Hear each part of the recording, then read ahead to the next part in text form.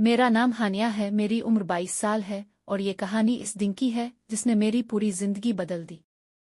बारिश हल्की हल्की बरस रही थी, कमरे की खिड़की खिली थी और ठंडी हुआ मेरे बालों को चूम रही थी। मैं अपने बेड पर बैठकर कॉफी का कप पकड़े सोचों में गुम थी कि अचानक दरवाजे पर हल्की सी दस्तक हुई। दिल धड़कने लगा। घर में इस वक्त कोई नहीं था। मैं आहिस्ता आहिस्ता दरवाजे के करीब गई और जैसे ही हैंडल पकड़ा, बारिश की खुशबू के साथ एक मायूस सी खुशबू भी मेरे दिल को छू गई। मैंने दरवाज़ा खोला तो सामने वो खड़ा था, अहमर। इसकी आंखों में वही शिद्दत, वही चाहत जो सालों पहले देखी थी। वो भीगा हुआ था, बारिश का पानी उसके बालों से टपक रहा था। हानिया, मुझे तुमसे बात करनी है, इसने धीरे से कहा, जैसे अल्फाज टूट टूट कर निकल रहे हों।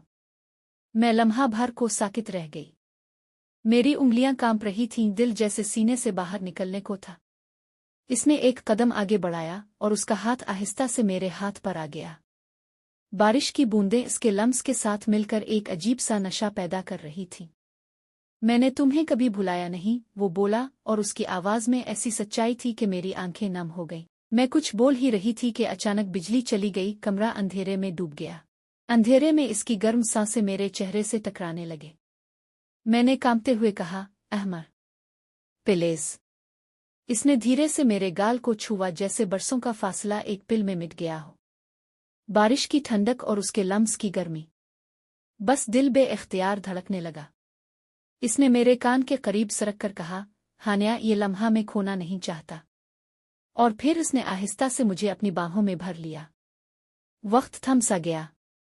सिर्फ हम, बारिश और वो लम्स बाकी रह गए।